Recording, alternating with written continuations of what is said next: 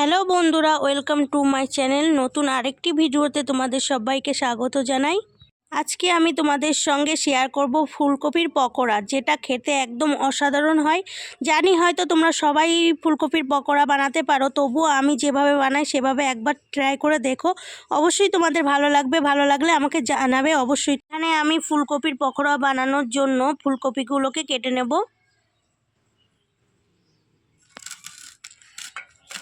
আমি ঠিক যেভাবে ফুলকপিগুলোকে কাটছি তোমরাও ঠিক সেইভাবেই ফুলকপিগুলোকে কেটে নেবে। খুব বেশি মোটা মোটা করবে না।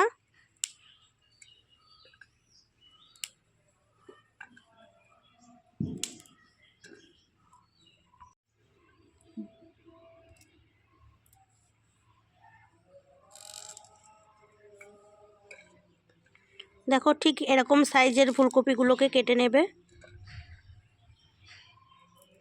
এখানে আমার ফুলকপিগুলোকে কেটে নেওয়া হয়ে গেছে। এবার আমি ফুলকপিগুলোকে খুব ভালো করে ধুয়ে নেব। তো বন্ধুরা, এখন আমি ফুলকপিগুলোকে সিদ্ধ করতে বসিয়ে দেব।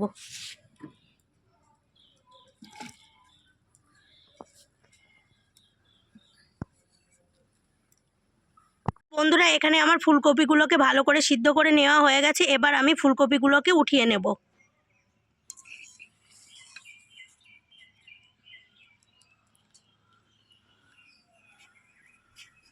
ভালো করে জল ঝরিয়ে নিতে হবে, যেন একটুও জল না থাকে ফুলকপির মধ্যে।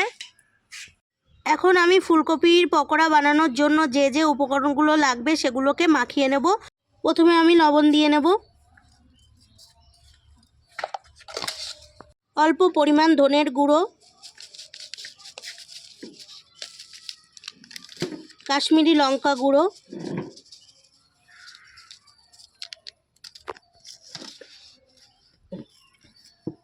গ্রেট করে রাখা রসুন, পরিমাণে আদা বাটা, পরিমাণ মতন কর্নফ্লাওয়ার,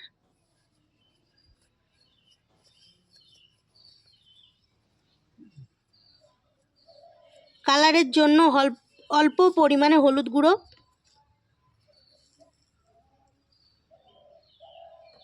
চাট মশলা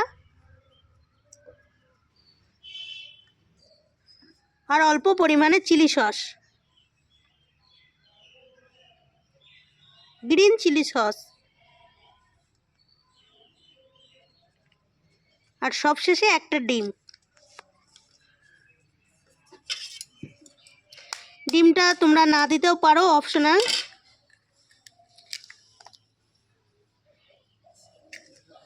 এবার আমি সবগুলো উপকরণকে খুব ভালো করে মেখে নেব।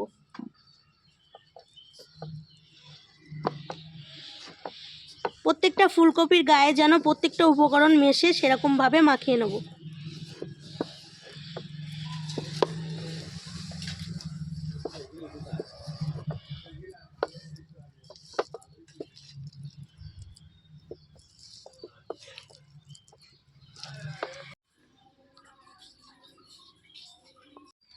এখন আমি পকোড়াগুলোকে ভেজে নেওয়ার জন্য কড়াইতে পরিমাণ মতন তেল দিয়ে নেব।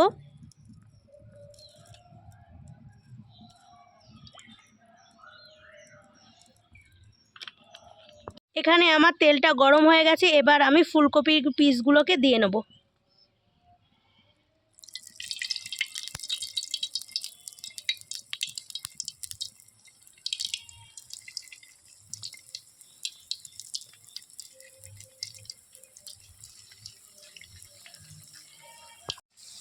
এখানে আমি ফুলকপিগুলোকে এবার লাল লাল করে ভেজে নেব।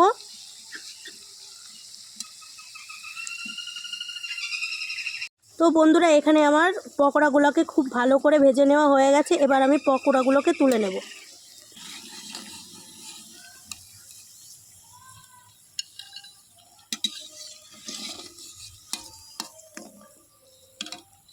এখানে আমার ফুলকপির পকোড়া পুরোপুরি রেডি। তোমরা সবাই বাড়িতে একটু অবশ্যই তৈরি করে দেখবে কেমন লাগে, আর ভিডিওটা কেমন লাগলো আমাকে কমেন্টের মাধ্যমে অবশ্যই জানাবে। তোমরা সবাই আমাকে সাপোর্ট করো, তোমাদের সাপোর্টই আমাকে এগিয়ে নিয়ে যেতে সাহায্য করবে। অবশ্যই আমার চ্যানেলটিকে একটু সাবস্ক্রাইব করে দিও। আজকের মতো ভিডিওটা এই অবধি। দেখা হচ্ছে পরের ভিডিওতে। তোমরা সবাই ভালো থেকো, সুস্থ থেকো। আল্লাহ হাফেজ, টাটা।